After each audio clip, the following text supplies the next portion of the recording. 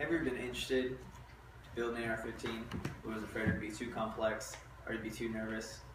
Well, I'm here today to teach you how to build a new AR-15 and with the proper tools and patience that it is an easy task to accomplish. I've built many AR-15s, helped friends with rifle projects, pretty well versed. If you've ever been interested in building your own rifle and ever been interested in building it from scratch and are just interested on how rifle works in general, then today I'll answer some questions. We'll begin by first explaining that by using the proper tools, and then next I'll be going over the actual assembly of the upper and lower receiver. Now that we have an idea of what I'll be speaking about today, let's begin with step number 1, using the proper tools. To be successful without damaging your new rifle, you'll need to use the proper tools. First, you need a good sturdy work surface. Why is this important? Well, because you're going to have a lot of parts, so you need to be organized, and you're going to be doing some hammering, so having a good workbench or a good sturdy work surface is going to be crucial. Next, you need a 5-inch vise, brass punches, 40 foot-pound torque wrench, ball-peen hammer, and a wrench. Now that we know what tools to use, let's begin with the actual assembly. The AR-15 is split into 2 sections, the upper and lower receiver. The lower receiver contains 3 parts. The actual lower receiver itself that has the mag well, the stock assembly, and the lower parts kit.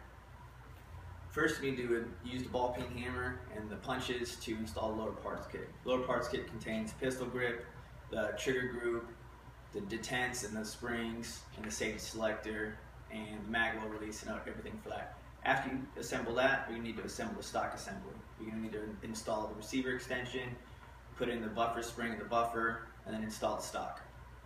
After that, you have a fully assembled lower. Now for the upper. It's 6 main parts. You got the actual upper receiver, you have a barrel, you have the gas block, you have the charging handle, you have the bolt carrier group, and you have the rail assembly or the hand guard. First, you need to install the upper receiver into a vise, and then you're going to have to install the barrel, torque it down to 30 foot-pounds. Then you're going to have to put in on the gas block using the punches and the hammer, the ball-peen hammer. You have to install the roll pin for the gas tube, install the rail cover, the rail or the hand guard over the gas block and the barrel. Use a screwdriver to tighten those down. Then you're going to have to install the charging handle and the bolt carrier group to the rear side of the upper receiver, and then you got a fully assembled upper. Now with both parts, you put them together, lay them on top of each other, and then you push in the takedown pins. And then you have a fully assembled AR-15.